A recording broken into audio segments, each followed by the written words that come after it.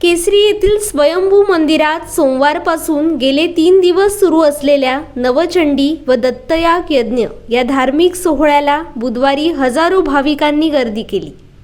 केसरी भाविकांच्या गर्दीमुळे गजबजण्यासह भक्तिरसात न्हाऊन निघाल्यामुळे हा धार्मिक सोहळा केसरीवासियांसाठी यादगार ठरला। आकर्षक स्वागत कमानीसह रस्त्यावर रांगोळी घालून व पताका लावून संपूर्ण गाव भाविकांच्या स्वागतासाठी सज्ज होता। गावातील धार्मिक क्षेत्रे पताक्यांनी सजवून रांगोळी काढल्यानं संपूर्ण गावात भक्तिमय वातावरण होतं। बुधवारी मंदिरात सकाळी 8 वाजल्यापासून प्राकार शुद्धी, स्थापित देवता पूजन आदी धार्मिक कार्यक्रम झाले। त्यानंतर महिलांच्या कुंकुमार्जन सोहळ्याला ब्रह्मवृंदांच्या मंत्रोच्चारात विधिवत सुरुवात झाली। कुंकुमार्जनासाठी महिलांनी मंदिराच्या सभा मंडपात गर्दी केली होती। यावेळी दत्तयाग व नवचंडी यज्ञ, बलिदान, पूर्णाहुती, महानैवेद्य, महाआरती, महागाराणं, ब्राह्मण संभावना आदी धार्मिक कार्यक्रम झाल्यानंतर महाप्रसादाचा हजारो भाविकांनी लाभ घेतला। त्यानंतर स्वयंभूच्या दर्शनास प्रारंभ झाला। सर्व धार्मिक विधी गाव पुरोहित योगेश सोमण यांच्या अधिपत्याखाली ब्रह्मवृंदांनी केले। बुधवारी कर्लाई देवीची ओटी भरण्यासह हजारो भाविक स्वयंभूच्या चरणी लीन झाले। यावेळी स्वयंभूच्या दर्शनासाठी महिलांसह माहेरवाशिणींच्या रांगा लागल्या होत्या।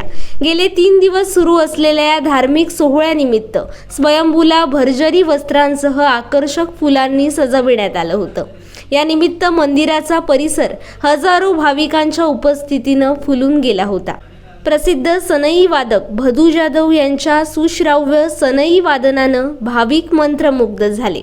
यावेळी या धार्मिक सोहळ्यासाठी आवर्जून उपस्थित असलेल्या शिमधड्यांचा यथोचित सन्मान करण्यात आला।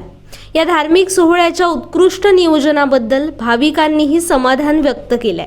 गावात प्रथमच हा धार्मिक सोहळा होत असल्यामुळे त्यात हजारो भाविकांसह माहेरवाशिणींसह चाकरमान्यांच्या उपस्थितीमुळे संपूर्ण गावात उत्साहाचं वातावरण होतं। गेले 3 दिवस केसरी, देवसू, दाणोली, गाव मर्यादा, मानकरी, सेवेकरी समस्त केसरीवासियांनी उत्कृष्ट नियोजन केलं। नमस्कार।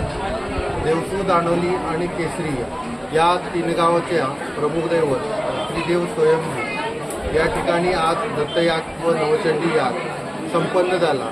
यापूर्वी श्रीदेवी शेंडोबामाऊली देवसू तसेच लिंगमाऊली दाणोली या ठिकाणी हा दत्तयाग व नवचंडी याग संपन्न झाला। जवळजवळ 100 वर्षानंतर हा सर्वात मोठा धार्मिक कार्यक्रम आमच्या 3 गावामध्ये संपन्न झाला। आमचे 3 गावाचं जे देवस्थान आहे ते एकत्रित आहे। जे धार्मिक उत्सव धार्मिक विधी आपण साजरे करतो ते 3 गावच्या एकोपाने करतो। जसं देवसू आणि दाणोली या ठिकाणी नवचंडी व दत्तयाग संपन्न झाला, त्याचप्रमाणे केसरी गावामध्येही नवचंडी व दत्तयाग आज संपन्न झाला। या उत्सवामध्ये संपूर्ण धार्मिक कार्यक्रम, वेगवेगळे भजन, कीर्तन असे आयोजित करण्यात आले होते। श्रीदेव स्वयंभू हा मूळ पुरुष असल्याकारणाने म्हणजे रुजीव दगड आहे, स्वयंभू आहे, त्यामुळे बऱ्याच भाविकांचे हे श्रद्धास्थान आहे आणि आजच्या या कार्यक्रमाला बऱ्याच भाविकांनी त्याचा प्रतिसाद दिलेला आहे। या संपूर्ण 3 गावामध्ये जो कार्यक्रम झाला किंवा आत्ता केसरीमध्ये जो नवचंडी याग व दत्तयाग संपन्न झाला, यामध्ये 3 गावचे मानकरी आणि ग्रामस्थ यांचा मोठ्या प्रमाणात सहभाग आहे। नमस्कार, मी राजन सावंत, केसरी। आज जो काय केसरीच्या या ठिकाणी राक्षोघ्न विधान, दत्तयाग आणि नवचंडी हा जो काय आध्यात्मिक कार्यक्रम झालेला आहे, तसेच कार्यक्रम देवसू, दाणोली आणि आत्ता केसरी अशा पद्धतीने 3ही गावात आमच्या संपन्न झालेले आहेत। आज केसरीचा शेवटचा दिवस आहे।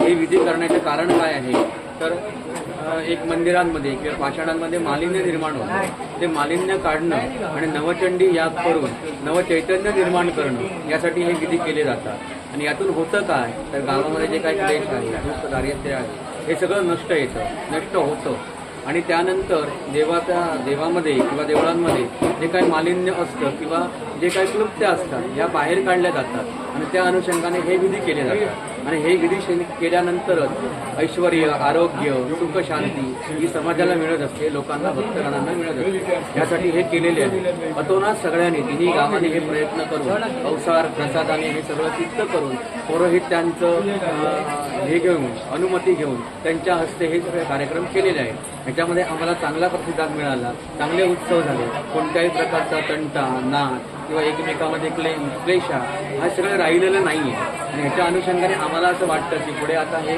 कार्यक्रम झाल्यानंतर एक नवचैतन्य सगळ्यांमध्ये निर्माण होईल, जोमाने सगळे सुरुवात होतील आणि देवांचे जे काय आशीर्वाद आम्हाला मिळायला हवे हे चांगल्या पद्धतीने मिळतील अशी आशा करतो. धन्यवाद.